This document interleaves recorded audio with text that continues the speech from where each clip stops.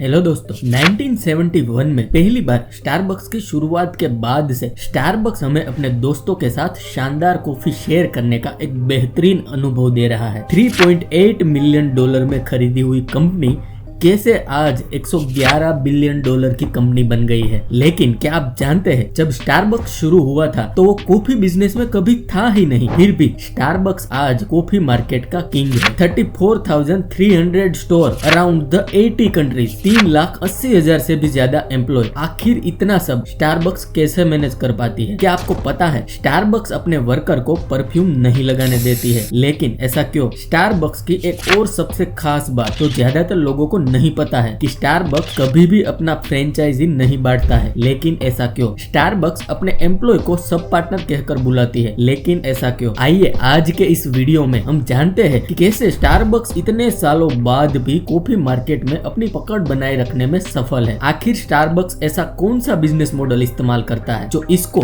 दुनिया में number 1 coffee brand बनाता है। Starbucks, in and out. New CEO of this company, Howard. So take us through 35,000 stores around the world. Understand the power of the Starbucks. You're right. Well, a number 1 draft choice, world-class operator. He's the new Starbucks CEO. Starbucks. With Starbucks. Starbucks. Starbucks.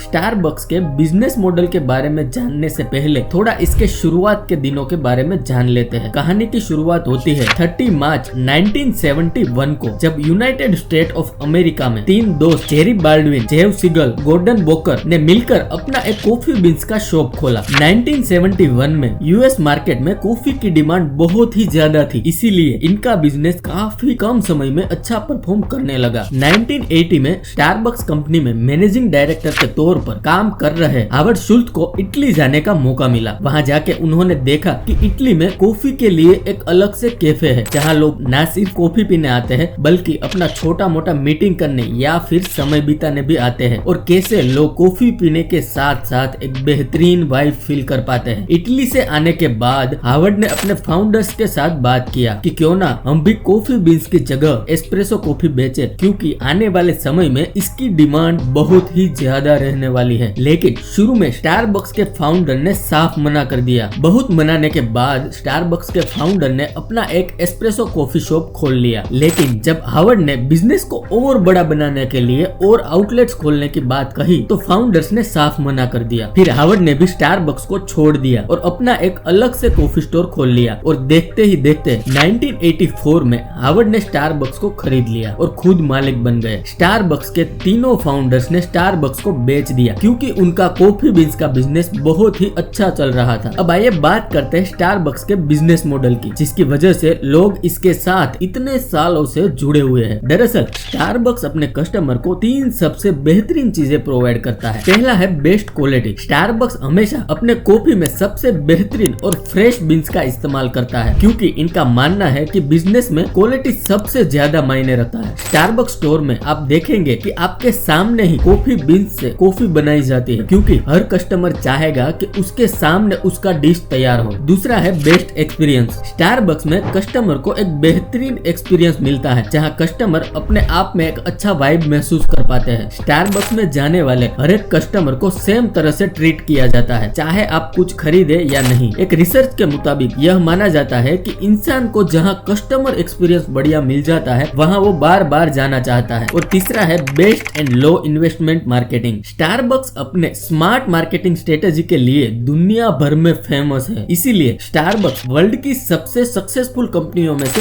एक है, जिसे शायद आज हर कोई पहचानता है। लेकिन Starbucks को कोई रातों रात सक्सेस नहीं मिली थी। इस सफलता के लिए स्टारबक्स ने अनेक प्रकार के डिजिटल मार्केटिंग करी है। स्टारबक्स ने कई सालों से मार्केटिंग और कस्टमर सेटिस्फेक्शन को और बेहतर बनाने में हर एक प्रयास किए हैं। ग्राहकों के दिमाग में अपने ब्रांड की एक यूनिक पहचान छोड़ने के लिए इस कंपनी ने काफी पैसे खर्च किए हैं। आपने देखा होगा कि स्टारबक्स अपने कॉफी पर कस्टमर के नाम लिखता है, जिससे कस्टमर अपने आप को कॉफी के साथ ज्यादा रिलेट कर पाते हैं और बार बार स्टारबक्स में आना चाहते हैं। कॉफी पर ग्राहकों के नाम लिखने से उन्हें कई फायदे होते हैं। जैसे शुरुआत के दिनों में स्टारबक्स ने ग्राहकों के नाम इसीलिए लिखना शुरू किया था क्योंकि उनके पास ऑर्डर बहुत हुआ करता था, जिससे गलतियां होने की संभावना नहीं होती थी। लेकिन बाद में यह उनके मार्केटिंग का एक तरीका बन गया। आपने इंटरनेट पर यह भी देखा होगा कि स्टारबक्स बहुत बार कॉफी पर कस्टमर के गलत नाम भी लिख देता है। क्या आपको पता है आखिर स्टारबक्स ऐसा क्यों करते हैं? दरअसल वह भी एक मार्केटिंग टेक्निक है, जिससे कस्टमर फिर से स्टाफ के पास जाकर अपना नाम सही से लिखवाए और स्टारबक्स के साथ और ज्यादा कनेक्ट कर पाए। और अभी के दौर में हमारे साथ जो भी होता है, हम जहाँ भी जाते हैं सभी को हम सोशल मीडिया पर जरूर शेयर करते हैं। बस इसी तरह से स्टारबक्स की भी मार्केटिंग हो जाती है। स्टारबक्स अपने वर्कर्स को इसीलिए परफ्यूम नहीं लगाने देते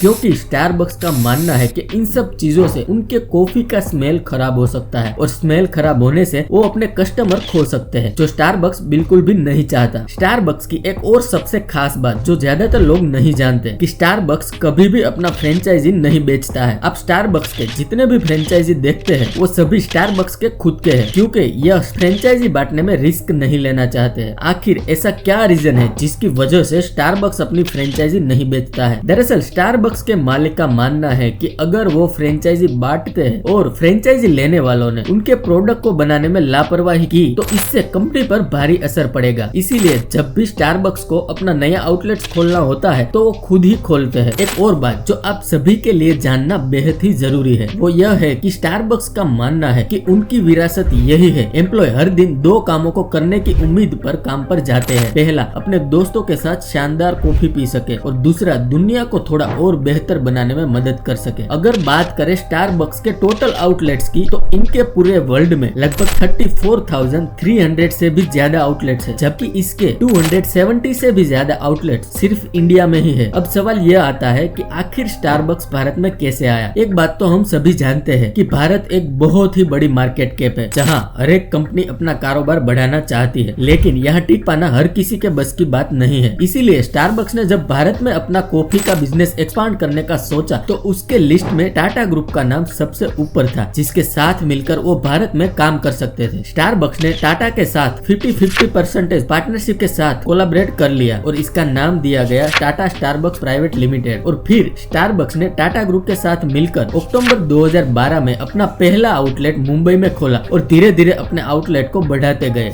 अभी के टाइम पे स्टारबक्स इंडिया में कुल 270 आउटलेट्स है। इतना सब जानने के बाद आप सभी के माइंड में एक सवाल जरूर आ रहा होगा कि क्या स्टारबक्स सिर्फ कॉफी बेचता है? तो इसका सीधा जवाब है नहीं, क्योंकि स्टारबक्स कॉफी के साथ साथ और हजारों की संख्या में प्रोडक्ट भी बेचता है। स्टारबक्स की सफलता का एक और सीक्रेट है कि यहाँ काम करने वाले हर एक एम्प्लॉय को सब पार्टनर कहकर बुलाया जाता है, जिससे एम्प्लॉय अपने आप में एक बेहतरीन फील कर पाते हैं कि वो भी इस कंपनी का एक खास एम्प्लॉय है। तो दोस्तों, मैं उम्मीद करता हूँ कि आपको हमारी इस वीडियो से कुछ सीखने को जरूर मिला होगा। अगर हाँ तो इसको अपने दोस्तों के साथ जरूर शेयर करें और चैनल को सब्सक्राइब करना ना भूलें।